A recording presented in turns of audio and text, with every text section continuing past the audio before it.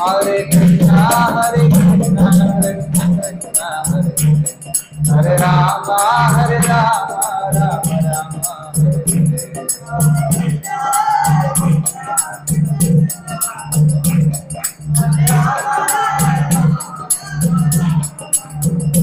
हरे कृष्णा कृष्णा कृष्णा हरे राम राम राम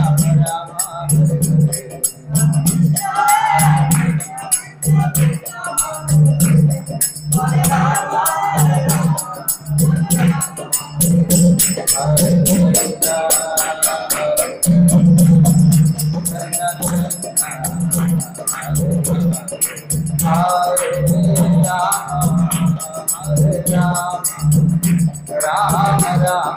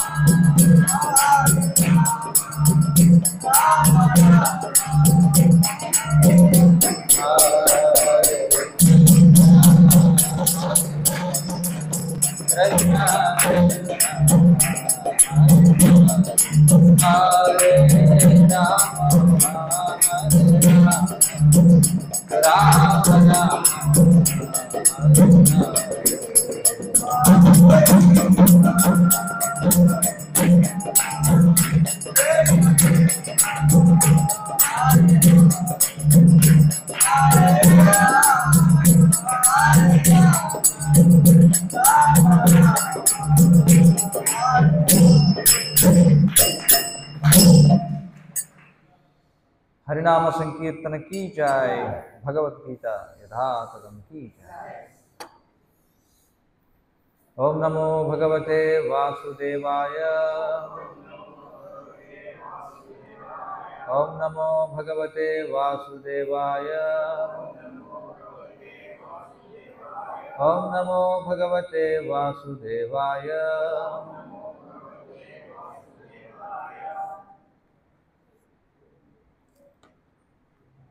భగవద్గీత యథాతథం 6వ అధ్యాయం 4వ శ్లోకం. యదా హి న ఇంద్రియ అర్థేషు కర్మసు న అనుషజ్యతే సర్వసంకల్ప సన్యాసీ యోగ ఆరూఢః తదా ఉచ్యతే. యదా హినేంద్రియార్థేషు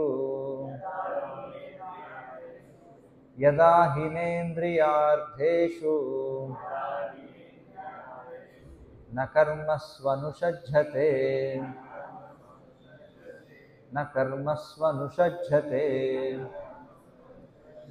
సర్వసంకల్పసన్యాసీ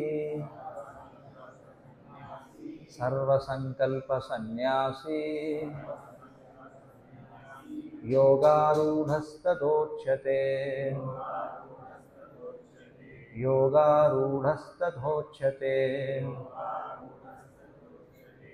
యదా హినేంద్రియార్థేషు న కర్మస్వనుషజ్యతే సర్వసంకల్పసన్యాసీ యోగారూఢస్తదోచ్యతే.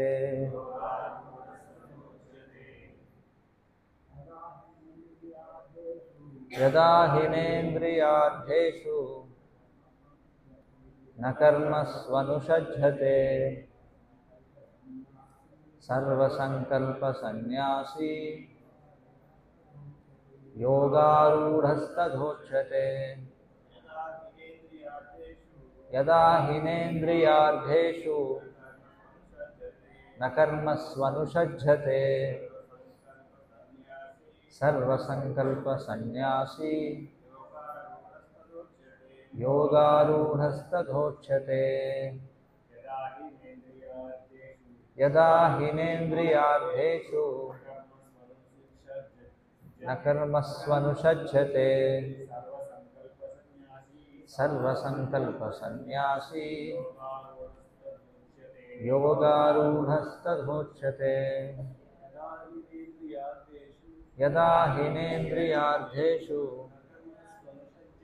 न कर्मस्वनुषज्यते सर्वसंकल्पसन्न्यासी योगारूढस्तदोच्यते। चौतरा माताजी ఎవరు చదువుతారు? यदा हिनेन्द्रियार्थेषु न कर्मस्वनुषज्यते सर्वसंकल्पसन्न्यासी योगारूढस्तदोच्यते।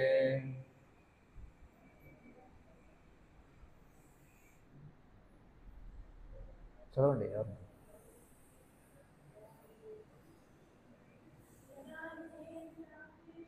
यदा हिनेन्द्रियार्थेषु न कर्मस्वनुषज्यते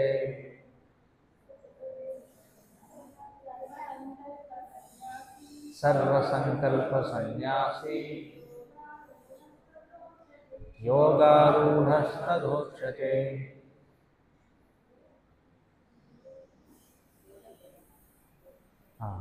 ప్రతిపదార్థములు యదా ఎప్పుడైతే హి నిశ్చయముగా న లేకుండా ఇంద్రియ అర్థేషు ఇంద్రియ భోగంలో కర్మసు కామ్యకర్మలలో న అనుషజ్యతే ఏమాత్రము నెలకొనడో సర్వసంకల్ప సమస్త భౌతిక కోరికలను సన్యాసి విడిచినవాడు యోగ ఆరూఢ యోగంలో ఉన్నతుడైన వాడు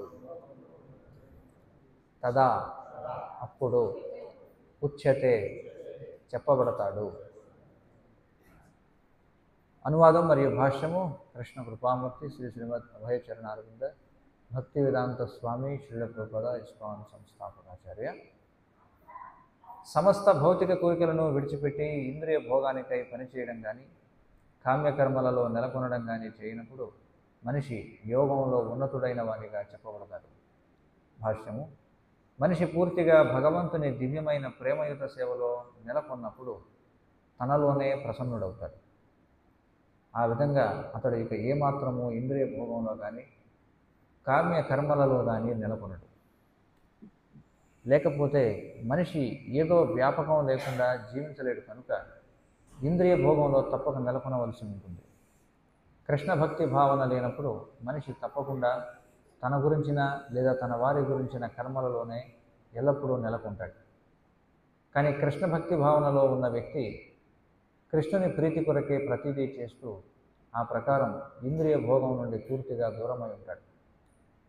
అటువంటి అనుభూతి లేని వాడు యోగ నిచ్చెనలోని చివరి మెట్టుకు చేరుకునే ముందు భౌతిక వాంఛలను తప్పించుకోవడానికి యాంత్రికంగా తప్పక ప్రయత్నించవలసి ఉంటుంది. ఓమజ్ఞానతిమిరాంధస్య జ్ఞానాంజనశలాకయా చక్షురున్మీలితం येन తస్మై శ్రీ గురవే నమః. శ్రీచైతన్య మనోభీష్టం స్థాపితం येन భూతలే స్వయం రూపః కదా మహ్యం దదాతి స్వపదాంతికం.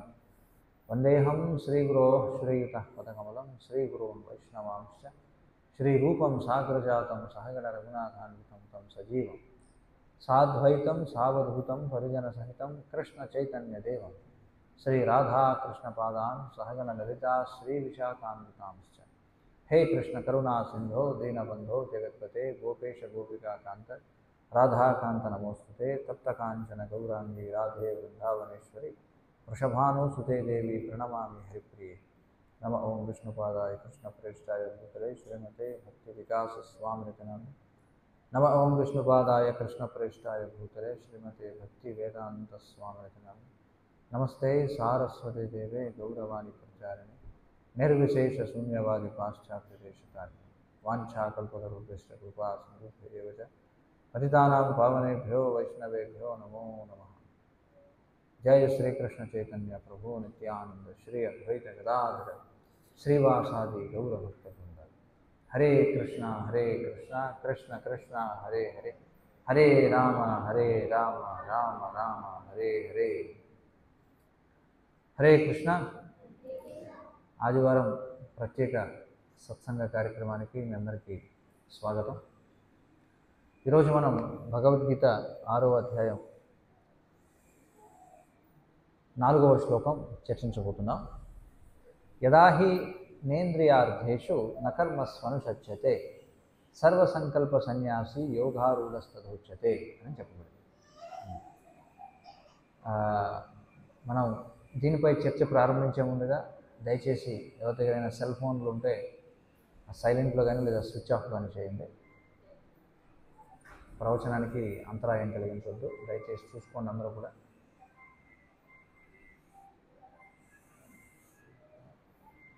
సెల్ ఫోన్ సైలెంట్లో పెట్టుకోండి లేదా స్విచ్ ఆఫ్ చేయండి దయచేసి.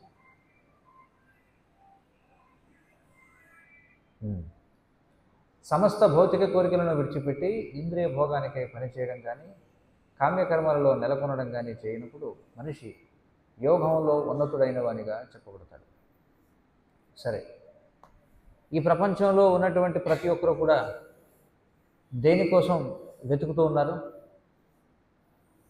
దేనికోసం ప్రయత్నిస్తూ ఉన్నారు? దేనికోసం? ఆనందం కోసం. అందరూ కూడా ఆనందం కోసమే ప్రయత్నం చేస్తున్నారు. మరి సమకాలీన ప్రపంచ పరిస్థితిని మనం చూసినట్లయితే మరి అందరూ ఆనందంగా ఉన్నట్టుగా మనకి ఏమైనా సంకేతాలు కనిపిస్తున్నాయా? ఏమంటారు? ప్రపంచ పరిస్థితి లేదా దేశ పరిస్థితి, రాష్ట్ర పరిస్థితి లేదా మన యొక్క సమాజ పరిస్థితి చూస్తే మరి ఆనందంగా ఉన్నట్టుగా మీకు ఏమైనా అనిపిస్తుందా? ఏమంటారు? లేదు, ఖచ్చితంగా లేదు. మరి మనం చేసేటువంటి ప్రయత్నాలన్నీ కూడా దానికోసమే. సైన్స్ అండ్ టెక్నాలజీ, రీసెర్చ్, పరిశోధనలు జరుగుతున్నాయి. మనిషి చంద్రమండలం మీదకి లేదా కుజగ్రహం మీదకి వెళ్ళడానికి ప్రయత్నం చేస్తున్నాడు, లేదా అంతరిక్షంలో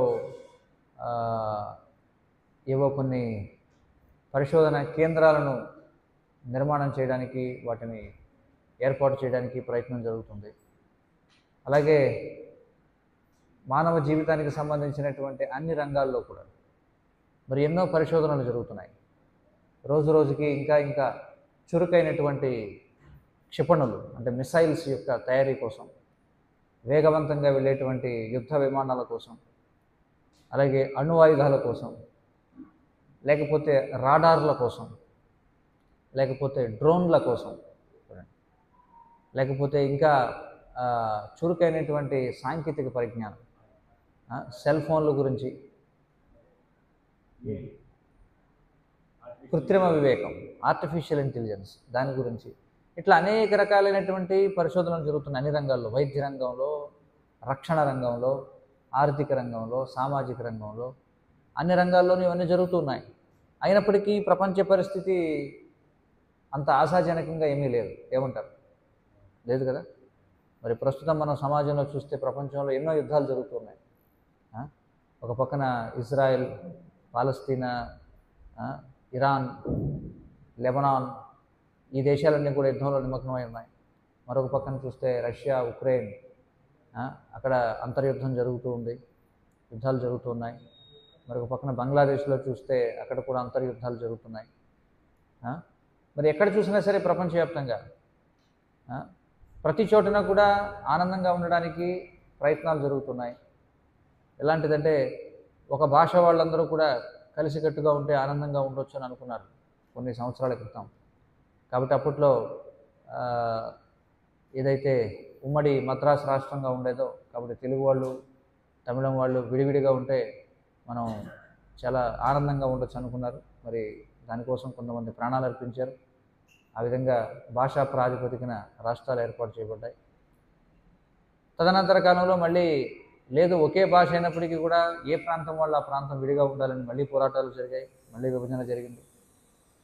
అంతఃపూర్వం మనం ముందుకు వెళితే మరి బ్రిటిష్ వాళ్ళ నుంచి స్వాతంత్ర్యాన్ని పొందితే మన దేశం చాలా బాగుంటుంది అని చెప్పి దానికోసం ఎన్నో పోరాటాలు జరిగాయి. మరి మొత్తానికి బ్రిటిష్ వాళ్ళు ఏ కారణం చేత దేశాన్ని విడిచిపెట్టి వెళ్ళారు అనేది ఇంకా వివాదాస్పదమైనప్పటికీ మొత్తానికి వాళ్ళు వెళ్ళారు. కానీ జనుల యొక్క తలరాతలు అయితే ఏమీ మారలేదు. అంతకుముందు బ్రిటిష్ వాళ్ళు దోచుకున్నారు భారతదేశాన్ని, ఆ తర్వాత భారతీయులే దోచుకోవడం మొదలుపెట్టారు.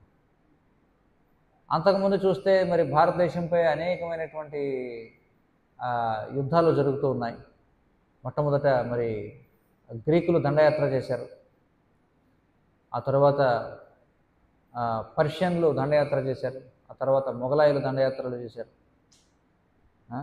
ఆ తర్వాత పోర్చుగీస్ వాళ్ళు, డచ్ వాళ్ళు దండయాత్రలు చేశారు, ఫ్రాన్స్ వాళ్ళు దండయాత్రలు చేశారు, ఫ్రాన్స్ వాళ్ళు చేసిన తర్వాత బ్రిటిష్ వాళ్ళు దండయాత్ర చేశారు. ఇట్లా మరి మనం చూస్తే అనేకమైనటువంటి దండయాత్రలు జరుగుతూనే ఉన్నాయి. దానికి ఇంకా పూర్వం మనం వెనక్కి వెళితే మహాభారత కాలానికి వెళితే మరి మహాభారతం అనేది మొత్తం అంతా కూడా సంగ్రామమే. మనం చూస్తే సమస్త ప్రపంచం అంతా కూడా యుద్ధంలో మునిగి ఉంది. ఇంకా దానికి వెనక్కి వెళితే మళ్ళీ మనం రామాయణ కాలం నాటి యుద్ధాలు చూడొచ్చు, అప్పుడు కూడా యుద్ధాలు జరుగుతూ ఉన్నాయి. ఇంకా ముందుకు వెళితే మరి ఈ యుద్ధాలు అనేవి ఇతర లోకాలపై యుద్ధాలు చేయడం అనేది మనకి చూడొచ్చు. హిరణ్యకశిపుడు లాంటి వాళ్ళు ఈ దేవతలను సైతం ఓడించడం జరిగింది. ఇప్పట్లో ఏదో ఒక దేశానికి మధ్య యుద్ధం జరుగుతుంది, కానీ బాగా వెనక్కి వెళితే ఏకంగా లోకాల మధ్య యుద్ధాలు జరుగుతూ ఉండేవి. మనకి పురాణాల్లో వీటి గురించినటువంటి అనేక ఉదాహరణలు మనకు కనిపిస్తున్నాయి. చరిత్రలో మనం చూసినట్లయితే పురాణాల్లో మరి ఏ విధంగా ఈ దేవదానవుల మధ్య ఇప్పుడు కూడా యుద్ధం జరుగుతూనే ఉంటుంది. దేవదానవుల మధ్య యుద్ధంలో మరి దేవతలను రక్షించడం కోసం భగవంతుడే స్వయంగా దిగి వస్తూ ఉంటాడు. ఈ దేవదానవుల మధ్య ఎన్నో యుద్ధాలు జరిగాయి, అవన్నీ కూడా మనకు నమోదు చేయబడ్డాయి. అట్లనే మరి మనం చూస్తే హిరణ్యాక్షుడు లాంటి వారైతే ఏకంగా ఈ భూమండలాన్నే మరి గర్భోదక జలంలోకి ముంచివేయడం జరిగింది. ఇలా ప్రపంచ చరిత్ర మనం చూసినట్లయితే, ప్రపంచ చరిత్ర అనేకంటే విశ్వ చరిత్ర, ఈ భౌతిక ప్రపంచపు చరిత్ర మనం చూస్తే ఎప్పుడు కూడా ప్రశాంతత నెలకొన్నటువంటి దాఖలాలు మనకి ఎక్కడ కూడా కనిపించడం లేదు. వాస్తవానికి మీరు చూడండి, మీరు చరిత్రని ఏ కోణం నుంచి చూసినా సరే, శాస్త్ర దృష్ట్యా చూసినా లేకపోతే మీరు ఆధునిక చరిత్ర దృష్ట్యా చూసినా, మీకు ఎక్కడా కూడా దాదాపుగా ఒక 1000 సంవత్సరాల పాటు లేకపోతే ఒక 100 సంవత్సరాల పాటు లేదా కొన్ని లక్షల సంవత్సరాల పాటు శాంతి నెలకొని ఉంది అనేటువంటి మీకు నిరూపణలు, మీకు అలాంటి ప్రమాణాలు ఎక్కడ కూడా కనిపించవు.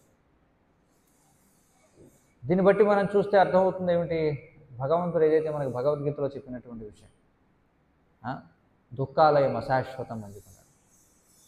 ఈ ప్రపంచాన్ని తయారు చేసినటువంటి భగవంతుడు ఈ ప్రపంచాన్ని తయారు చేశాడు, అందులో ఎలాంటి సందేహం లేదు. మరి ఈ ప్రపంచాన్ని తయారు చేసినటువంటి భగవంతుడే దీనికి ఒక ధృవీకరణ పత్రం ఇస్తున్నాడు అనమాట, ఒక సర్టిఫికేట్. ఏమని సర్టిఫికేట్ ఇస్తున్నాడంటే దుఃఖాలయం అశాశ్వతం. దుఃఖాలయం అంటే ఏమిటి అర్థం? గ్రంథాలయం అంటే ఈ రోజుల్లో గ్రంథాలయాలకి పెద్దగా ఎవరు వెళ్ళరు కాబట్టి అది తప్పుడు ఉదాహరణ అయ్యవచ్చు. వైద్యాలయం అంటాం అంటే ఏమిటి అర్థం? వైద్యం లభించేటువంటి చోటు. విద్యాలయం విద్య లభించేటువంటి చోటు. గ్రంథాలయం అంటే గ్రంథాలు లభించే చోటు. మరి భగవంతుడు దీన్ని దుఃఖాలయం అని చెప్పి అన్నాడు. దుఃఖాలయం అంటే దుఃఖం లభించేటువంటి చోటు. అలాగే అశాశ్వతం అని చెప్పి అన్నాడు, ఇది శాశ్వతమైనది కాదు. ఈ వాస్తవాన్ని ఎవరైతే గుర్తెరిగి ఈ ప్రపంచపు లక్షణాన్ని అర్థం చేసుకుని తదనుగుణంగా ఎవరైతే జీవిస్తారో వారు మాత్రమే ఈ లోకంలో జీవించి ఉండగలరు.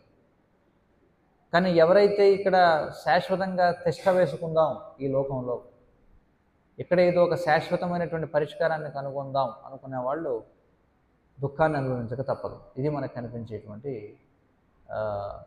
పరిస్థితి.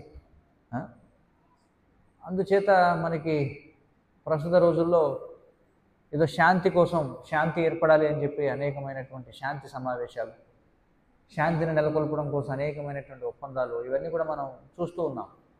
కానీ ఎక్కడ కూడా శాంతి నెలకొన్నట్టు ఎక్కడ కూడా మనకు కనిపించడం వల్ల.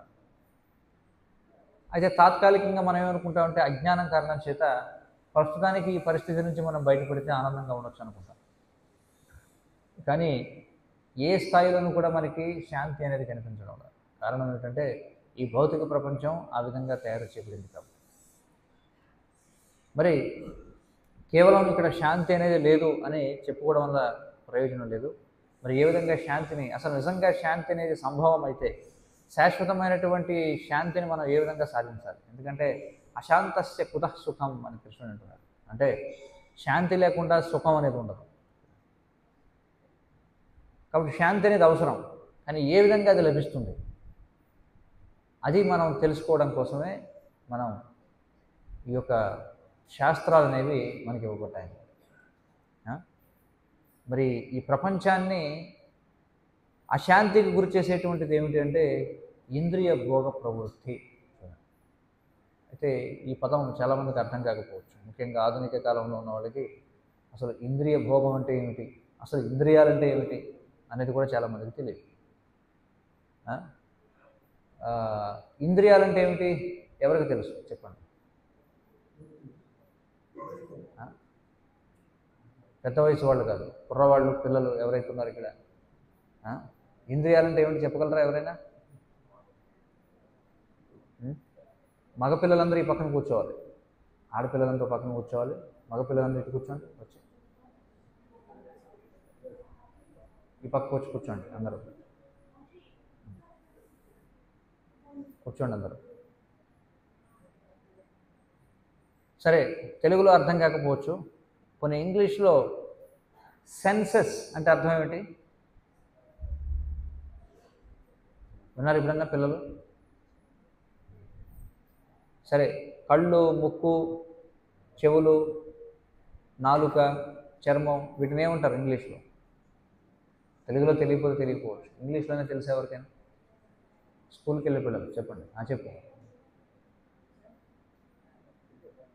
ఏమంటారు? సరే, మన శరీరంలో అనేకమైనటువంటి అవయవాలు ఉన్నాయి. కానీ కొన్ని అవయవాలు ముఖ్యమైనటువంటి పనిలో ఉపయోగించడం జరుగుతుంది. అంటే కొన్ని ముఖ్యమైనటువంటి పనుల కోసం వాటిని వాడతాం. సెన్సింగ్ అంటే ఏమిటి? జరుగుతున్నటువంటిది తెలుసుకోవడం, అర్థమవుతుంది కదా? అంటే సెన్స్ చేయగలగడం, బయట ఏం జరుగుతుందో సెన్స్ చేయగలగడం, అంటే బయట ఏముందో పసిగట్టగలగడం, అంటే సమాచారాన్ని మనం పొందడం. మరి ఈ సమాచారాన్ని పొందేటువంటి కొన్ని ప్రత్యేకమైనటువంటి అవయవాలు మన శరీరంలో ఉన్నాయి.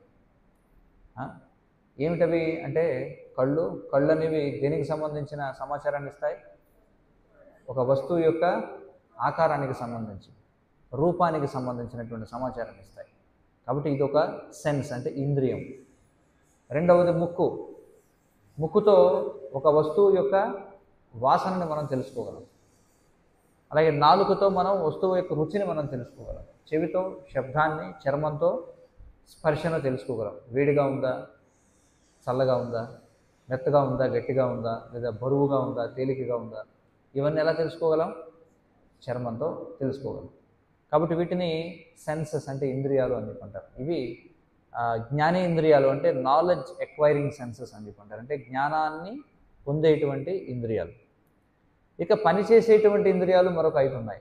పని చేయడానికి మనకు కావాల్సినటువంటి ఇంద్రియాలు ఏమిటంటే చేతులు కావాలి, అలాగే కాళ్ళు కావాలి, అలాగే ఉదరం అంటే తిన్నటువంటి ఆహారాన్ని జీర్ణం చేయడం కోసం, అలాగే మర్మావయం అంటే మరి మూత్ర విసర్జన చేయడం కోసం, సంతానోత్పత్తి చేయడం కోసం, అలాగే గుదము అంటే ఏమిటి? వ్యర్థ పదార్థాన్ని బయటికి వదలడం కోసం. ఈ 5ంటిని కూడా ఏమంటారు? వర్కింగ్ సెన్సెస్, అంటే కర్మేంద్రియాలు అని చెప్పంటారు. మరి ఇక్కడ చూస్తే మరి ఆనందాన్ని ఎలా పొందాలి చూడండి. యోగంలో ఉన్నతమైన వాడిగా చెప్పబడతాడు అని చెప్పన్నారు. ఎవరు? యోగారూఢస్తదోచ్యతే అని చెప్పన్నారు. యోగము, యోగి అంటే ఎలా ఉంటాడు చెప్పండి? యోగి అనగానే అందరికీ దృష్టిలోకి వచ్చేటువంటి చిత్రం ఏమిటి?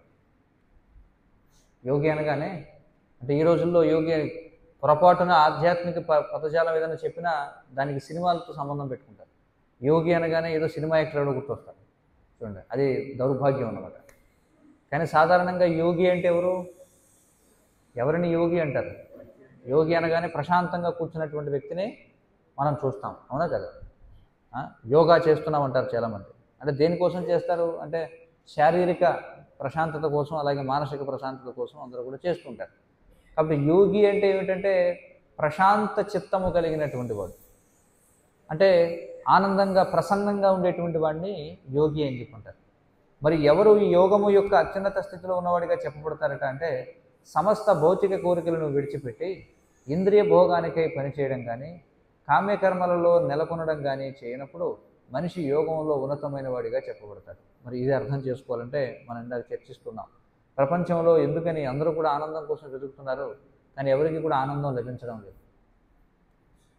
కారణం ఏమిటంటే ఈ సృష్టిలో ఉన్నటువంటి ప్రతి వస్తువుకి కూడా ఒక ప్రయోజనం అనేది ఉంది, ప్రతిదానికి ఒక ఉపయోగం ఉంది. ఉదాహరణకి పైన ఫ్యాన్ తిరుగుతూ ఉంది. ఈ ఫ్యాన్ యొక్క ప్రయోజనం ఏమిటి? గాలినివ్వడం. ఒకవేళ ఫ్యాన్ వేస్తే ఉన్న గాలి కూడా లాగేసుకుంటుంది అనుకోండి, ఎగ్జాస్ట్ లాగా లోపల ఉన్నదంతా బయటికి లాగేసి అందరికీ ఊపిరాడకుండా ఉంటే అప్పుడు అది తన ధర్మాన్ని నిర్వర్తించినట్టు అవుతుందా? అప్పుడు ఏమంటాం? ఇందులో లేదు, లోపం ఉందని చెప్పంటాం. ఇలా ఈ సృష్టిలో ఉన్నటువంటి ప్రతి వస్తువుకి కూడా ఒక ధర్మం అనేటువంటిది ఉంది, ఒక సహజ స్వభావం అనేటువంటిది ఉంది. అంటే ప్రతి వస్తువు కూడా ఏదో ఒక ప్రయోజనార్థం తయారు చేయబడింది అనమాట. మరి అలాగే మనం జీవులైనటువంటి జీవులు అంటే ఎవరు? మనకి ఏవైతే మనకి అద్దంలో మనం చూసుకునేటువంటి శరీరం ఏదైతే ఉందో ఈ శరీరం కాదు. మనం ఎవరు అంటే ఈ శరీరంలో ఉన్నటువంటి ఆత్మ. చూడండి, ఈ శరీరం అనేది ఆత్మకు ఒక వాహనం అన్నమాట. ఇదొక పరికరం, ఇదొక యంత్రం అన్నమాట, ఇదొక వెహికల్. ఇది మనం అర్థం చేసుకోవాలి. మనం ఈ శరీరం కాదు, ఈ శరీరం అనేది ఒక వాహనం, ఇది అర్థం చేసుకోవాలి. అయితే ఈ వాహనం ఎలాంటిది అంటే ఇది ఈ వాహనంలో కూడా మార్పులు వస్తూ ఉంటాయి. చూడండి, భగవంతుడు తయారు చేసేటువంటి వాహనాలు ఎలాంటి, మనిషి కూడా వాహనాలు తయారు చేస్తున్నాడు. మనం కూడా అనేక రకరకాల కార్లు లేకపోతే అనేక రకాల యంత్రాలని మనం తయారు చేస్తున్నాం. కానీ రెండు యంత్రాలు కలిసి మరొక బుల్లి యంత్రానికి జన్మనివ్వగలవా? చూసారు ఎక్కడైనా మీరు? ఒక మగ కారు ఆడకారు అని చెప్పి, కార్లలో మగది ఆడదని ఉండదు. ఒకవేళ మనం ఆ విధంగా అనుకున్నా ఒక మగ కారు ఆడకారు కలిపితే ఒక చిన్న పిల్ల కారు పుడుతుందా? చెప్పండి, పుట్టే అవకాశం ఉందా? లేకపోతే రెండు ఓలా ఎలక్ట్రిక్ వెహికల్స్ అలా మనం కొన్నాళ్ల పాటు గదిలో పెట్టి ఉంచితే తర్వాత కొన్నాళ్ళకి ఏమన్నా ఒక కొత్త చిన్నది ఏదైనా వస్తుందా? బయటికి రాదు. ఎందుకంటే అవి యంత్రాలు. మరి మన శరీరం కూడా యంత్రమే. మరి ఆ యంత్రానికి ఈ యంత్రానికి ఏమిటి భేదం చెప్పండి? ఇప్పుడు కారు కదులుతూ ఉందనుకోండి, లోపల ఉన్నటువంటి మనిషి మనకి కనిపించకపోవచ్చు, కానీ పెద్దవాళ్ళందరికీ తెలుసు ఏమిటది, లోపల ఒక వ్యక్తి నడుపుతున్నాడు దాన్ని అని చెప్పి. వ్యక్తి నడపకుండా కారు తనంతట తానుగా నడుస్తుందా? నడవదు. కాబట్టి చిన్నపిల్లలు అనుకోవచ్చు ఏమిటంటే, చాలామంది చిన్నపిల్లలు మనం చూస్తుంటారు రైల్వే క్రాసింగ్ దగ్గర రైలు వెళుతున్నప్పుడు పిల్లలందరికీ అదొక ఆనందం అనమాట. ఓ రైలు వెళ్తుంది. వాళ్ళు ఏమనుకుంటారంటే అదేదో ఒక వస్తువు తనంతట తానుగా కదులుతుంది అనుకుంటారు. కానీ వాస్తవానికి అందులో దాన్ని నడిపేవాళ్ళు ఉంటారు. పెద్దవాళ్ళకి అర్థమవుతుంది అందులో నడిపేవాడు ఉన్నాడు, అసలు నడిపేవాడు వాడు, నియంత్రించేవాడు. కానీ చిన్నపిల్లలకి అందులో నియంత్రించేవాడి గురించి తెలియదు. వాళ్ళు ఏమనుకుంటారంటే ఊరికి అది కదులుతుంది అనుకుంటారు. అలాగే మన దేహం ఏదైతే ఉందో ఇది కూడా యంత్రమే, కానీ ఇది చాలా గొప్ప యంత్రం అన్నమాట. ఇది భగవంతుడు తయారు చేసినటువంటి యంత్రం.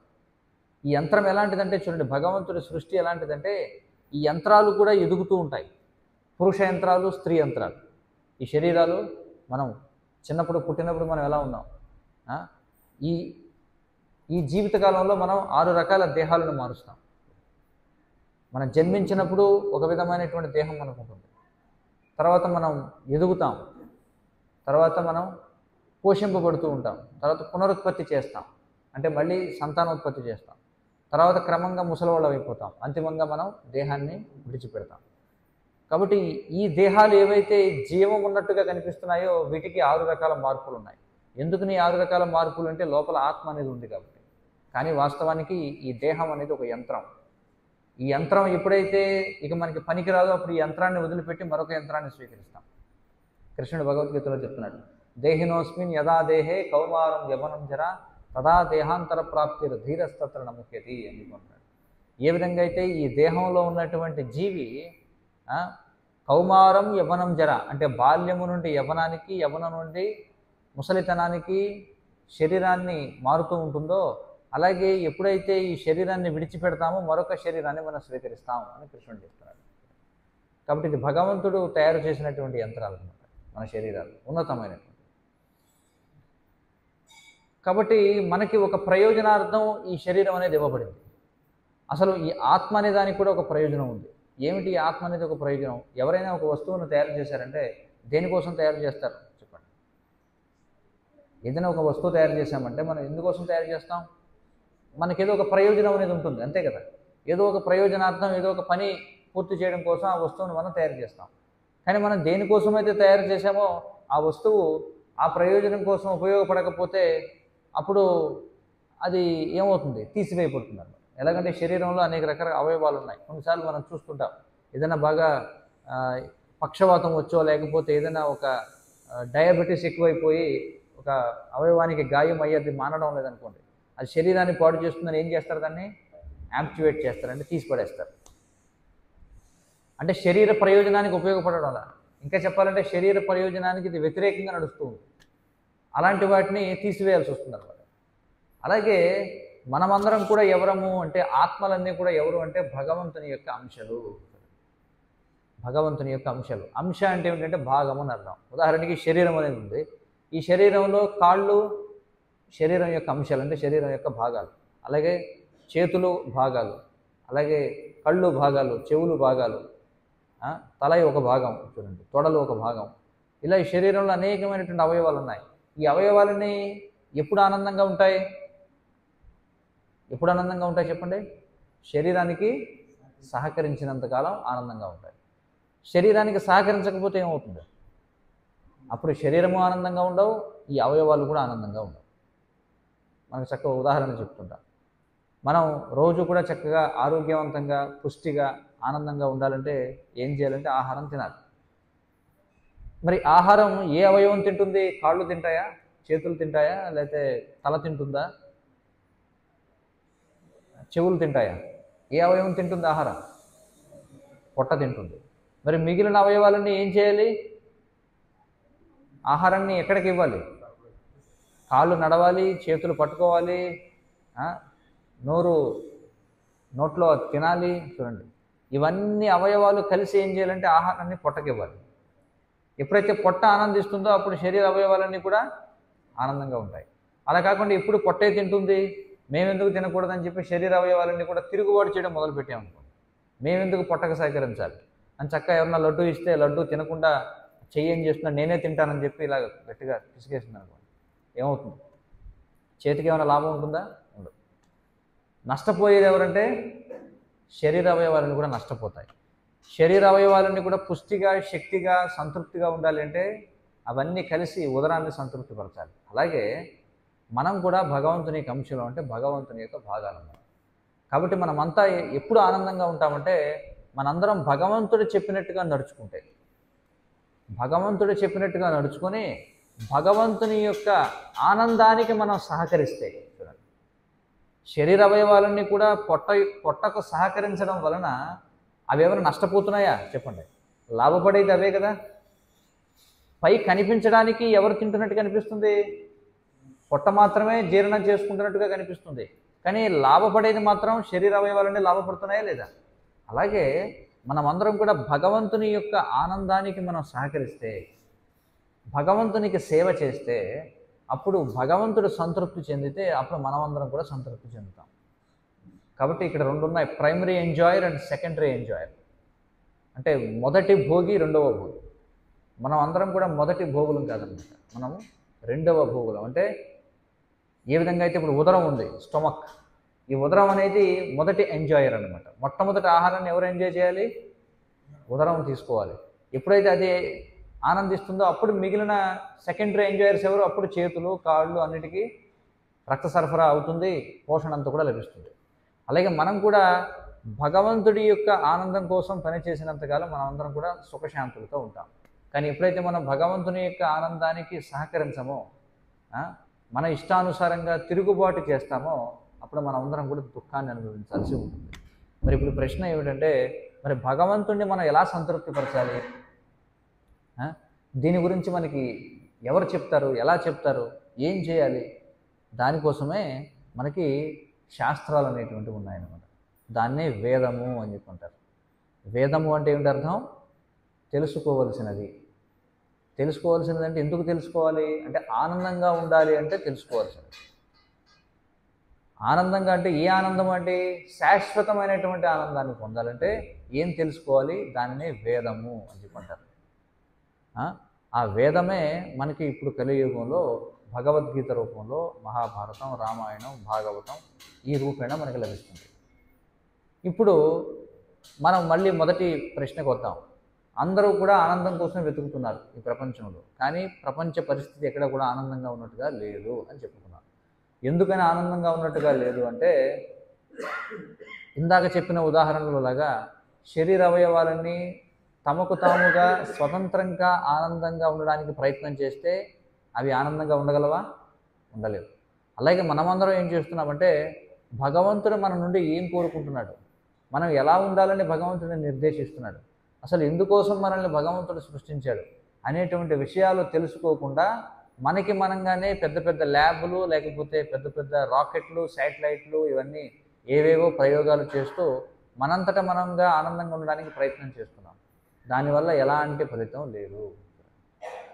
ఏ విధంగా అయితే రసగుల్లా ఇచ్చారు ఎవరో, ఆ రసగుల్లాని చెయ్యి ఎంతసేపు అలా పట్టుకుని కూర్చున్నా దానికి ఏం ఛార్జింగ్ ఎక్కుతుందా చెప్పండి? చేతిలో మిఠాయి పెట్టుకుని కూర్చుంటే చేతికి శక్తి వచ్చేస్తుందా? లేకపోతే ఎవరో ఇచ్చిన లడ్డూని లడ్డూ మీద కాలేసాలని ఉంచున్నాం అనుకోండి, ఏమైనా లోపలికి ఏమన్నా ఛార్జింగ్ ఏమైనా అవుతుందా? అవ్వదు. ఏం చేయాలి? దాన్ని నోట్లో వేసుకోవాలి. కాబట్టి ఇప్పుడు సమాజ పరిస్థితి కూడా ఏమిటంటే ఎందుకని ఎంత చదువుకున్నా, ఎంత పెద్ద ఉద్యోగం చేస్తున్నా, ఎంత ధనాన్ని సంపాదించినా, ఎన్ని ఆస్తులు కొనుక్కున్నా, మరి సమాజంలో ఎంత పెద్ద పేరు ప్రతిష్టలు ఉన్నా, రాజకీయంగా గొప్ప గొప్ప పదవుల్లో ఉన్నా, గొప్ప దేశాలుగా లేకపోతే ఈ సైన్స్ అండ్ టెక్నాలజీ పరంగా అనేక రకాల పోటీలు, లేకపోతే వేగవంతమైనటువంటి విమానాలు, లేకపోతే ఇంకేవేవో చంద్రుడి మీదకి లేకపోతే శుక్రుడి మీదకి కుజుడి మీదకి వెళ్ళడానికి ప్రయత్నాలు ఎన్ని చేసినా సరే జనం ఎందుకు ఆనందంగా లేరంటే ఇవన్నీ కూడా స్వతంత్రంగా చేసే ప్రయత్నాలు, ఇవన్నీ కూడా విఫలం కావాల్సిందే, అందులో ఎలాంటి సందేహం లేదు.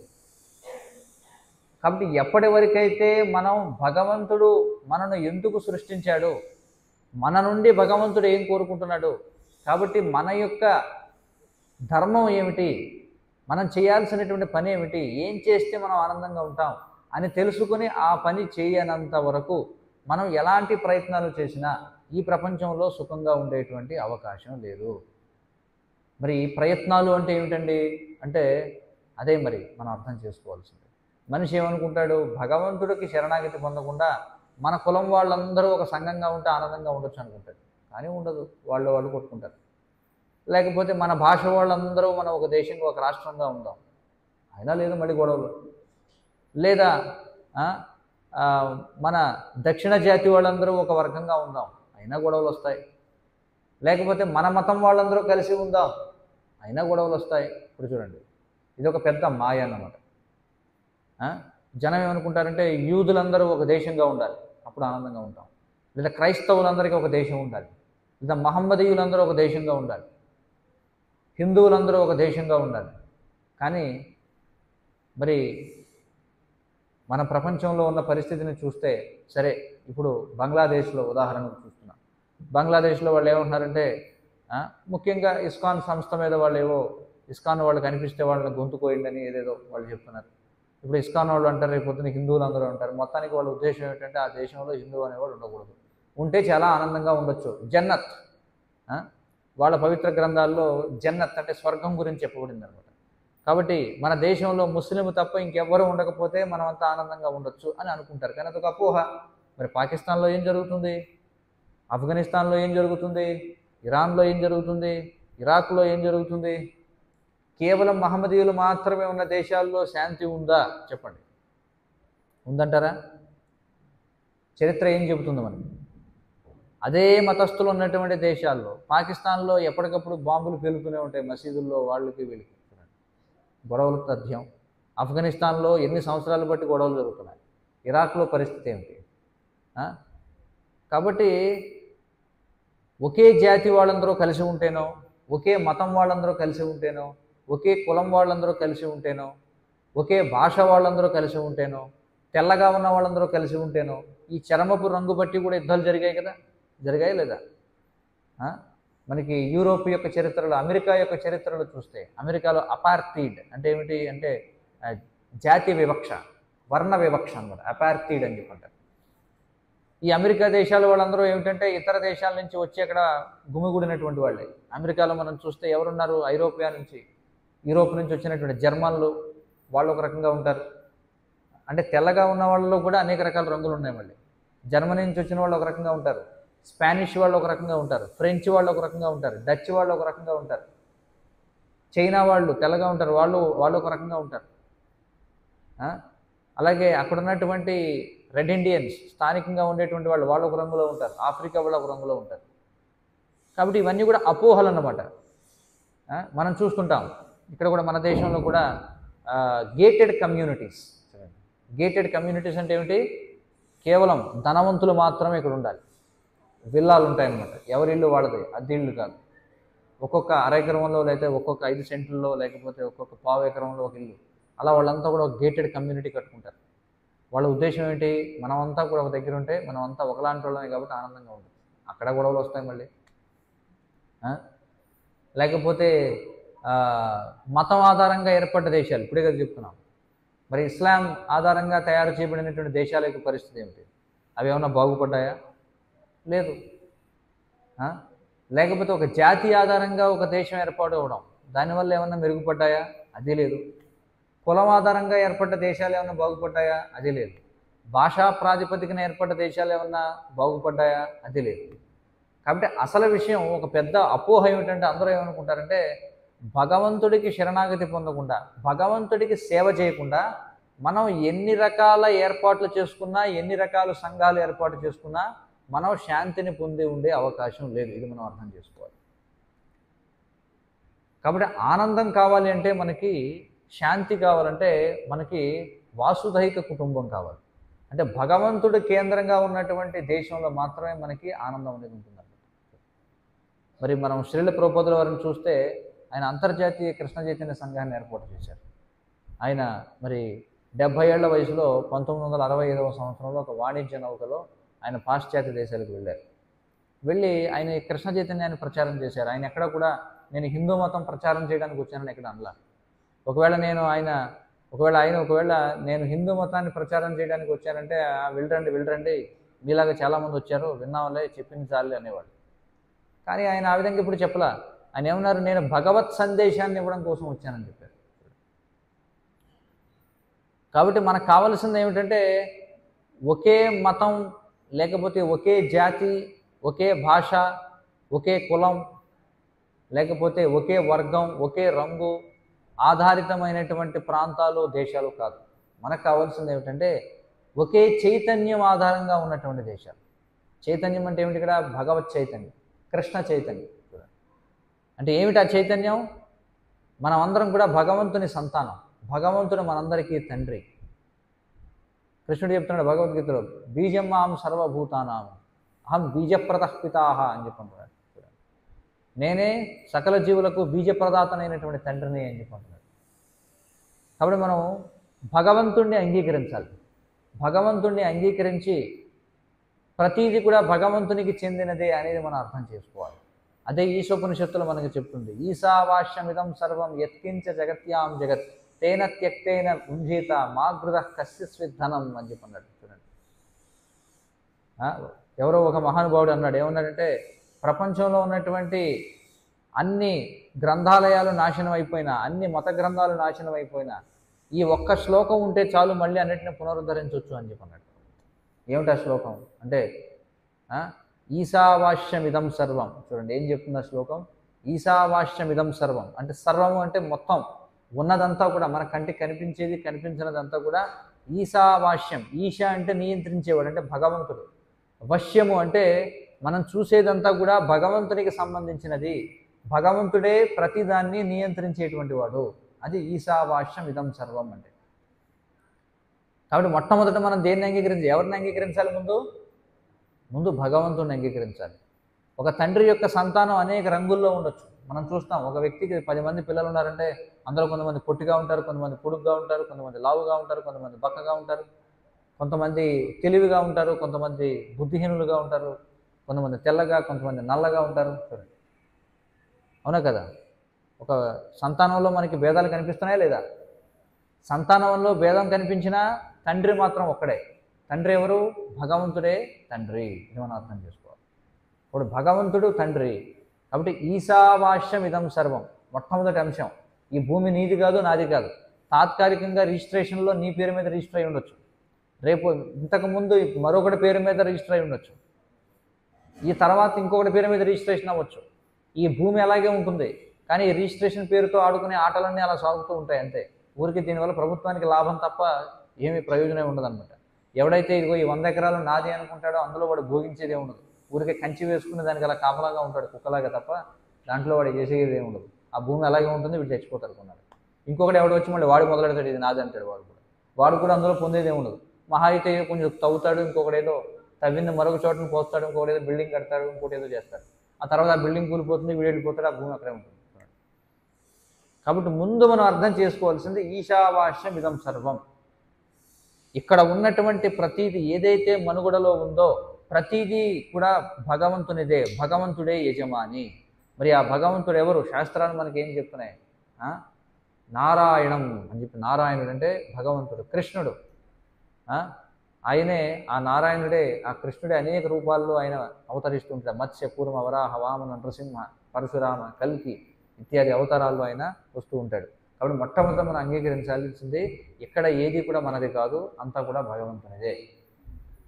ఒకవేళ ఇది భగవంతునిది కాదు, భగవంతుడిది తప్ప ఇంకెవరిది అని అనుకున్నా యుద్ధాలు తప్పవు. చూడండి, ఒక్కటి తప్పిస్తే చాలు యుద్ధాలు మొదలవడానికి.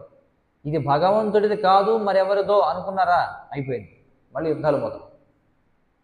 కాబట్టి భగవంతుడు ఏం చెప్తున్నాడు? ఈశావాస్యం ఇదం సర్వం యత్కించ జగత్యాం జగత్. చూడండి, అంటే ఈ జగత్తులో కించ అంటే కొద్దిగా ఏదైతే మీకు కనిపిస్తుందో, ప్రతి గుండుసు దగ్గర నుంచి, ఇసుక రేణువు దగ్గర నుంచి, మహా గొప్ప పర్వతాలు, కొండలు, ఇవన్నీ ఏవైతే ఉన్నాయో అన్నీ కూడా భగవంతుని యొక్క ఆస్తి. ఇదంతా కూడా ఈశావాస్యం ఇదం సర్వం యత్కించ జగత్యాం జగత్ తేన త్యక్తేన భుంజీత. తర్వాత ఇంకేం చెప్తుంది?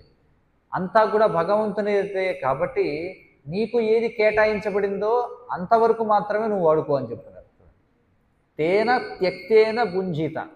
తేన అంటే నీ కోసం, త్యక్తేన ఏదైతే వదలబడిందో, నీ కోసం ఏదైతే కేటాయించబడిందో దాన్ని భోగించేటువంటి హక్కు నీకుంది. కాబట్టి మనం అందరం ఎవరు అంటే మన కస్టోడియన్లు అనమాట. కస్టోడియన్ అంటే ఏమిటి అర్థం?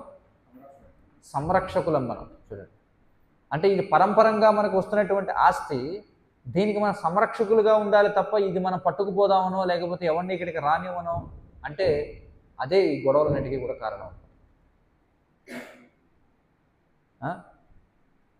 కాబట్టి ఇప్పుడు బంగ్లాదేశ్లో వాళ్ళు అనుకుంటున్నారు ఏమిటంటే ఈ హిందువులు అనేవాడు ఉండకూడదు ఈ దేశంలో, కాబట్టి ఈ దేశాన్ని ఇస్లాం రాజ్యంగా ప్రకటించాలి. అలా ప్రకటించిన రాజ్యాలు ఎన్నో ఉన్నాయి. అక్కడ వాళ్ళ పరిస్థితి ఏమిటి? వాళ్ళు ఏమైనా బాగుపడిపోయారా? ప్రతిరోజు అంతర్యుద్ధమే. ఇరాక్లో చూడండి, పాకిస్తాన్లో చూడండి, ఆఫ్ఘనిస్తాన్లో చూడండి, రోజు ఎన్ని వందల మంది చనిపోతున్నారు. ఏం వాళ్ళందరూ మహమ్మదీయులు కాదు, ముస్లింలు కాదు వాళ్ళందరూ? చెప్పండి, అవునా కదా? మరి ఏం జరిగింది అక్కడ? అది తప్పు. కాబట్టి శాస్త్రాలు ఏం చెప్తుంది? తేన త్యక్తేన భుంజీత మాగృత కస్య స్విద్ధనం. తర్వాత ఏం చెప్తున్నారు చూడండి, మాగృత కస్య స్విద్ధనం. మరొకడికి కేటాయించబడిన దాన్ని నువ్వు బలవంతంగా లాక్కోవడానికి ప్రయత్నం చేయొద్దు అని చెప్తుంది శాస్త్రం. కస్యస్విత్ అంటే మరొకడికి సంబంధించినది, మరొకడికి కేటాయించబడిన దాన్ని నువ్వు లాక్కోవడానికి ప్రయత్నించవద్దు. కాబట్టి భగవంతుడు తండ్రి కాబట్టి ఆయన మరి జీవులన్నిటికీ కూడా, మరి ఆయనకి సంతానం ఎవరు? కేవలం మనుషులు మాత్రమే సంతానమా? భగవంతుడికి కాదు, 84 లక్షల జీవరాశులు భగవంతుడికి సంతానమే. 84 లక్షల రకాలు ఏమున్నాయి భగవంతుడు ఎప్పుడు కూడా మనుషులు ఒక్కడే నా సంతానం అని చెప్పలా. భగవద్గీతలో ఎక్కడ కూడా ఆయన ఏమన్నాడంటే, నేను సకల జీవరాశులకు, శరీరాన్ని పొందిన ప్రతి జీవికి నేనే బీజప్రదాతనైన తండ్రిని అన్నాడు. కానీ మానవ రూపంలో ఉన్న వాళ్ళకి మాత్రం నేను తండ్రిని, మిగతా జీవులన్నీ కూడా మనుషులు కోసుకుని తినొచ్చని ఎక్కడ చెప్పలేదు. 9 లక్షల రకాల జలచరాలు, 20 లక్షల రకాల స్థావరాలు అంటే మొక్కలు, చెట్లు, పర్వతాలు, కొండలు, 11 లక్షల రకాల క్రిమికీటకాలు, 30 లక్షల రకాల పశువులు, 10 లక్షల రకాల పక్షులు, 4 లక్షల రకాల మనుషులు, ఇవన్నీ భగవంతుడి యొక్క సంతానమే. ఒక తండ్రికి 10 మంది సంతానం ఉంటే అందులో 10వాడు చాలా బుద్ధి తక్కువగా బక్కగా ఉన్నాడు అనుకోండి. అందరికంటే పెద్దవాడు తెలివైన వాడు వచ్చి నాన్న వీడు ఎందుకు పనికి రావట్లేదు కదా, వీడిని మేము మిగతా 9 మంది కోసుకు తింటామంటే ఒప్పుకుంటాడు తండ్రి? ఏమంటాడు? నాన్న వీడికి ఎలాగో బుద్ధి లేదు కదా, వీడు ఎలాగో పెద్ద పనికి వచ్చేలా ఏం కనిపించట్లేదు, ఈ 10వాడిని మేము అందరం కోసుకు తింటాం నాన్న అంటే ఒప్పుకుంటాడా? చాలా విచిత్రమైనటువంటిది ఏమిటంటే మరి పాశ్చాత్య మత విధానాల్లో వాళ్ళు ఏం చెప్తారంటే, ముఖ్యంగా క్రైస్తవ మత విధానాల్లో వాళ్ళు ఏమంటారంటే దేవుడు మనిషికి సర్వాధికారాన్ని ఇచ్చాడు సకల జీవుల మీద అని అన్నాడు. సరే, దేవుడు మనిషికి సర్వాధికారాన్ని ఇచ్చాడు. ఇప్పుడు ఉదాహరణకి రాజ్యాంగం ప్రధానమంత్రికి దేశ పౌరులపై సర్వాధికారాన్ని ఇచ్చిందా లేదా? ఉంది కదా, సర్వాధికారం ఉందా లేదా? ప్రధానమంత్రికి ఉంది. ఎవరిచ్చారు? రాజ్యాంగం ఇచ్చింది. ఎందుకోసం ఇచ్చింది? సంరక్షించడానికా, లేకపోతే రోజుకోకుండా చంపుకుని తినమని? దేనికి ఇచ్చింది? మరి అదేవిధంగా దేవుడు మనిషికి సర్వాధికారాన్ని ఇచ్చాడంటే దేనికోసం? రక్షించమని ఇచ్చాడా ఇతర జీవుల్ని, లేకపోతే నచ్చిన వాడిని చంపుకుని తినమని ఇచ్చాడా? ఏమవుతుంది ఇక్కడ? నచ్చిన వాడిని చంపుకుని తింటున్నారన్నమాట. కాబట్టి ఇదే ప్రపంచ అశాంతికి కారణం. అర్థమవుతుంది కదా? కాబట్టి ఇప్పుడు అందరూ మనం చెప్పుకుంటాం తీవ్రవాదం, టెర్రరిస్టులు ఎక్కువైపోతున్నారు, టెర్రరిస్టులు వచ్చి మొత్తం బాంబులు పెట్టి పేలు చేస్తున్నారు, అది జరుగుతుంది ఇది జరుగుతుంది అని చెప్పి అనుకుంటున్నాం. వాస్తవానికి ప్రతి ఒక్కరు కూడా టెర్రరిస్టులే. కారణం ఏంటో తెలుసా? మనం కేవలం మనుషుల్ని మాత్రమే లెక్కేసుకుంటున్నాం. ఎక్కడో బాంబు పేలింది, మసీదులో బాంబు పేలింది, గుళ్ళో బాంబు పేలింది, చర్చిలో బాంబు పేలింది, తీవ్రవాదులు బాంబు పెట్టి 100 మందిని చంపేశారు. కాబట్టి ఇది చాలా శోచనీయమైనటువంటి విషయం, అమానుషమైనటువంటిది అని దాన్ని ఖండిస్తూ పేపర్లో వేస్తాం. కానీ మన సోదరులకు ప్రతిరోజు మనం కలుగజేస్తున్నటువంటి టెర్రర్ గురించి ఎవరు మాట్లాడరేమో చూడండి. ఇప్పుడే మనం చెప్పుకున్నాం సకల జీవులు భగవంతుడి యొక్క సంతానమే అని చెప్పుకున్నాం. మరి రోజుకి ఎన్ని లక్షల కోట్ల సంఖ్యలో కోళ్ళు హతమార్చబడుతున్నాయి చూడండి. సండే, ఆదివారం, చాలామంది ఏమనుకుంటారు ఆదివారం పవిత్ర దినోత్సవం, హాలిడే. చూడండి, వాస్తవానికి సెలవు వేరు, హాలిడే వేరు. మనకి ఈ ఆదివారం సెలవు అనేది భారతీయ విధానం కాదు, ఇది క్రైస్తవ విధానం అన్నమాట. బ్రిటిష్ వాళ్ళు భారతదేశాన్ని పాలించి వాళ్ళు మనకి ఆదివారం హాలిడే అని చెప్పి అన్నారు. వాళ్ళ దృష్టిలో ఏమిటంటే మరి దేవుడు వారం రోజుల పాటు సృష్టి చేసి ఆదివారం సెలవు తీసుకున్నాడు కాబట్టి మనకు కూడా సెలవు ఇవ్వాలి, ఇది మన విధానం కాదు. కాబట్టి వాళ్ళు అంటే ఏమిటంటే నీకు హాలిడే కావచ్చు, నీకు పవిత్ర దినోత్సవం కావచ్చు, కానీ ఇతర జీవులన్నిటికీ అది అపవిత్ర దినోత్సవం అనమాట. ఎందుకని? ఏం చేస్తారు? ఆదివారం వచ్చిందంటే లక్షల కోట్ల సంఖ్యలో కోళ్ళు, మేకలు, గొర్రెలు, చేపలు, రొయ్యలు చూడండి, ఆవులు, ఇతర దేశాల్లో గేదెలు, పందులు చూడండి, టర్కీ కోళ్ళు, మరి పక్షులు, చైనాలో అయితే గబ్బిడాలు, ఎలుకలు కూడా. కొన్ని దేశాల్లో కాంబోడియా, వియత్నాం లాంటి దేశాలు అయితే పాములు, దాంట్లో బొద్దింకలు, లేకపోతే అసలు కదిలేది. ఎవరో ఒక మాట చెప్తారు, ఏమంటాడంటే చైనా వాడు ఆకాశంలో ఎగిరే విమానాన్ని తప్ప, నీటిలో వెళ్ళే సబ్మరీన్ని తప్ప తినని జంతువే లేదట. ఆకాశంలో ఎగిరే వాటిలో ఏది మినహాయింపు తినడానికంటే విమానం ఒకటే, ఎందుకంటే అది జీవి కాదు కాబట్టి. నీళ్ళల్లో ఉన్న జీవుల్లో తినకూడనిది ఏమిటంటే సబ్మరీన్ ఒకటే, ఎందుకంటే అది తినదగింది కాదు కాబట్టి. మిగతావన్నీ తినొచ్చు, అది వారి యొక్క జీవన విధానం. కాబట్టి మనమందరం కూడా టెర్రరిస్టులమే. ఎందుకంటే ఏం చేస్తున్నాం మనం? ఇతర జీవులన్నిటికీ కూడా వాటి జీవితాల్లో మనం భయభ్రాంతులకు గురి చేస్తున్నాం. టెర్రరిస్టులు అంటే ఎవరు? భయభ్రాంతులకు గురి చేసేవాళ్ళు కదా.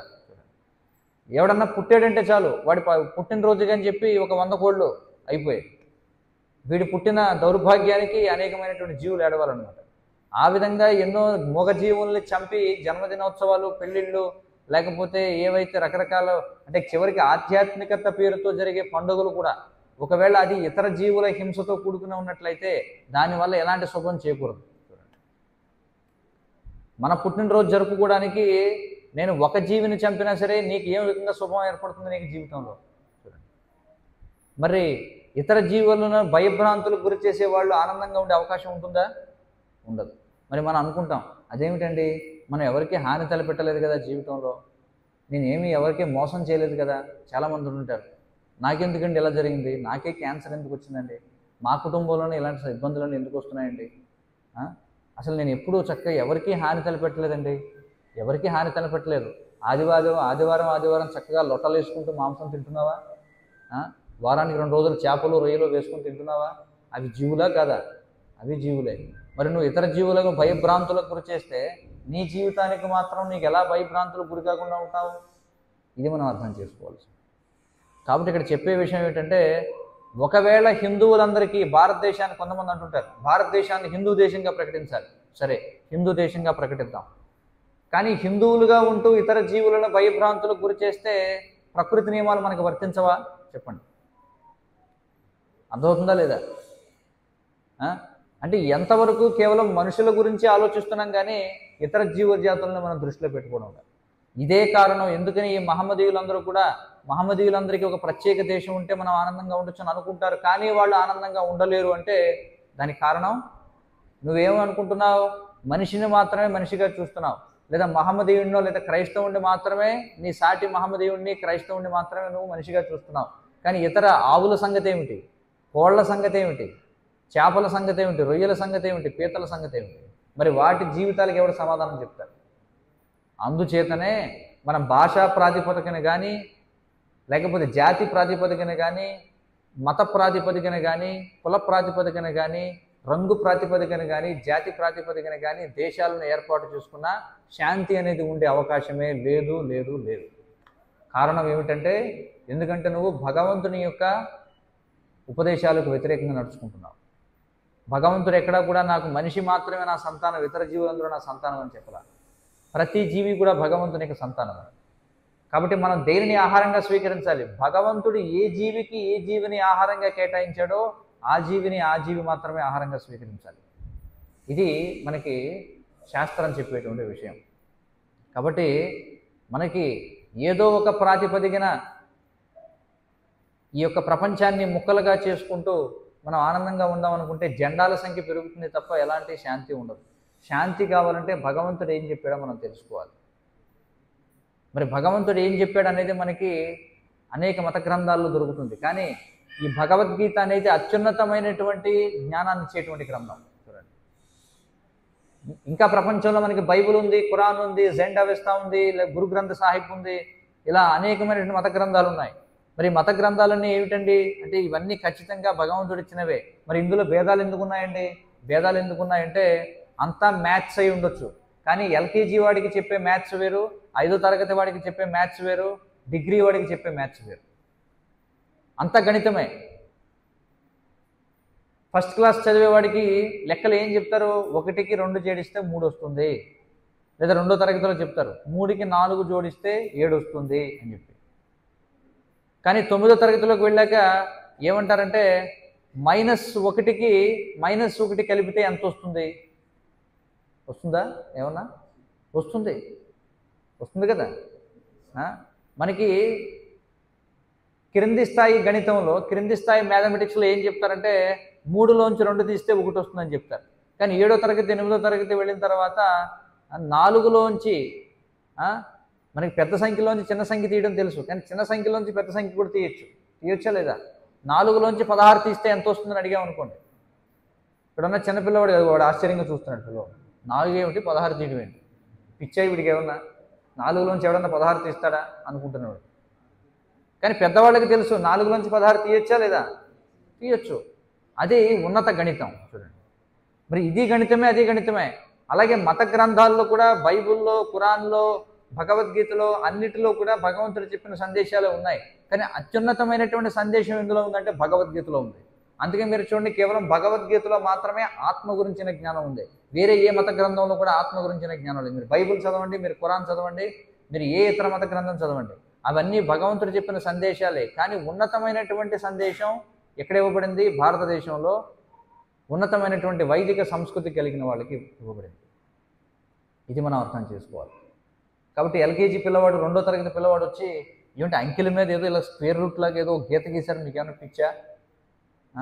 లేకపోతే అంకెలని ఒక వరుసలో రాయకుండా ఇదేమిటి పైన ఏదో ఒక అంకె వేసారేమిటి? మనం అంటాం క్యూబ్, స్క్వేర్లు అని చెప్పి రాస్తుంటాం పక్కన. మీకేమో కింద రూల్ బుక్ ఇచ్చారు కదా, గీతన మీద రాసుకుంటూ వెళ్ళలేరా? ఒక అంకె ఎందుకు పైకి వెళ్ళిపోయింది ఏమిటి? మీకు చిన్నప్పుడు మాస్టర్ సరిగా అన్నీ ఒక వరుసలో రాయడం నేర్పలేదా అన్నాడు అనుకోండి, వాడి వివేకం అవుతుందా? అవివేకం అవుతుందా? అవివేకం అవుతుంది. అందుకే కేవలం వైదిక శాస్త్రాల్లో మాత్రమే పునర్జన్మ గురించినటువంటి విషయాలు ఉన్నాయి, ఆధ్యాత్మిక ప్రపంచం గురించిన విషయాలు ఉన్నాయి. ఎన్నో ఉన్నతమైనటువంటి విషయాలు ఏవైతే ప్రపంచంలోని ఇతర దేశాల్లో వారికి ఇవ్వబడిన భగవత్ సందేశంలో లేవో అవన్నీ ఇక్కడ ఉన్నాయి. ఎందుకంటే వీళ్ళ యొక్క వివేకం, వీళ్ళ యొక్క అవగాహన సామర్థ్యం ఎక్కువ కాబట్టి వీళ్ళకి ఉన్నతమైన విషయాలు చెప్పబడ్డాయి. అందుచేత మనం అర్థం చేసుకోవాలి, మనం భగవంతుని యొక్క ఉపదేశాలని అనుసరించినంత వరకు మన సమాజంలో ఎలాంటి శాంతిని మనం ఆశించలేము.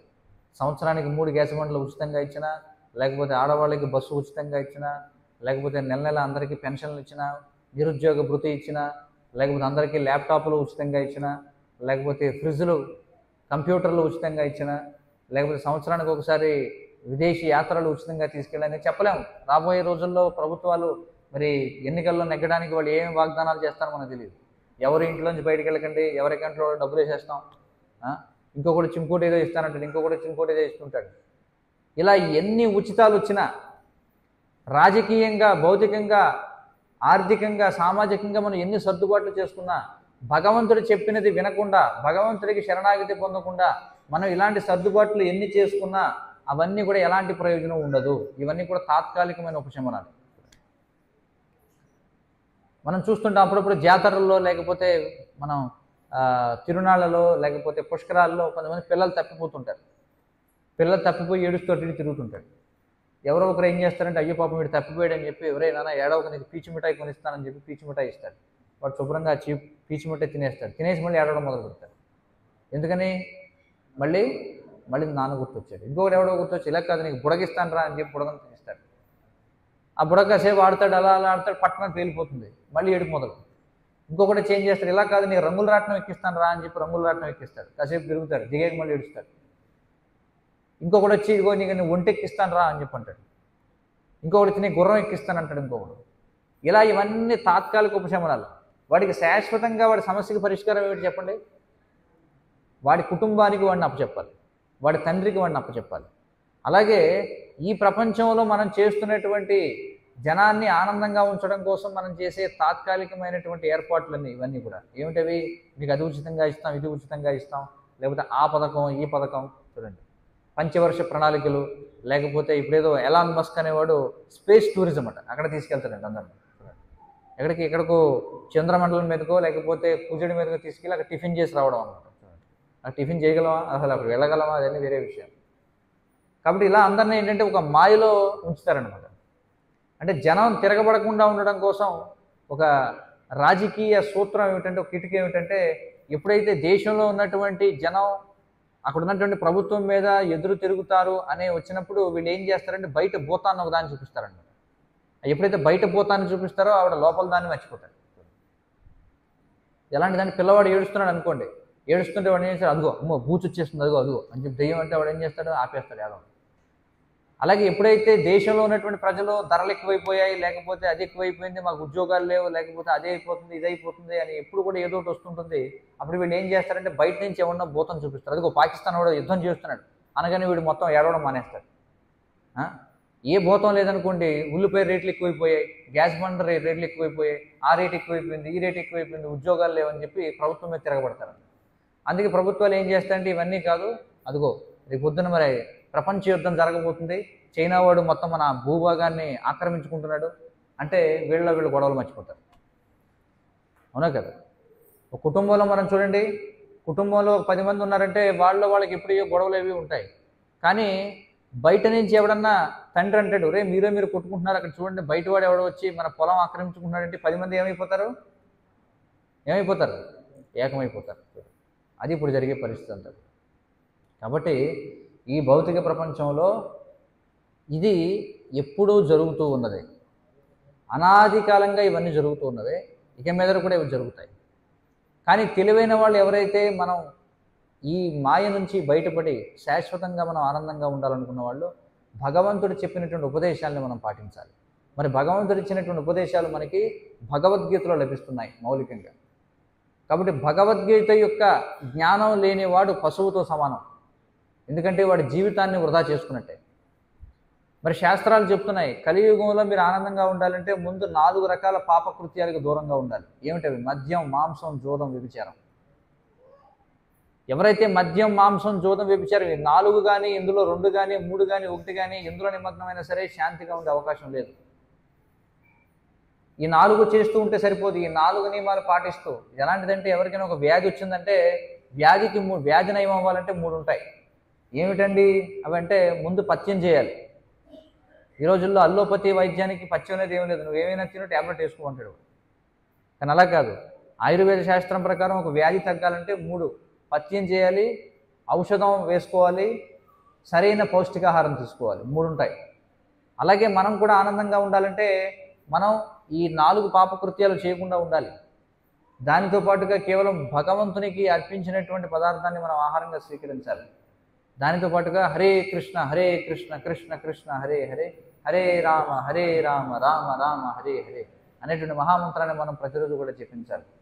ఎప్పుడైతే మనం ప్రతిరోజు భగవద్గీత చదువుతామో, రామాయణం చదువుతామో, కానీ దురదృష్టవశాత్తు ఈ రోజుల్లో ఎవరికి వాళ్ళ సెల్ ఫోన్లో వాళ్ళ బంధువుల స్టేటస్ చూడడానికి కూడా సమయం లేదనమాట. చూడండి, ఫేస్బుక్ పోస్టులు, ఇన్స్టాగ్రామ్ పోస్టులు, వాట్సాప్ పోస్టులు, యూట్యూబ్లో ఏమొచ్చాయి, దేశవ్యాప్తంగా గూగుల్ ఫీడ్స్ ఏం జరుగుతుంది, టిక్టాక్లో ఏం జరుగుతుంది, అదేం జరుగుతుంది, ఇవి తప్ప ఎవరికి కూడా అసలైనటువంటి సమస్యల గురించి పట్టించుకోవడం లేదన్నమాట.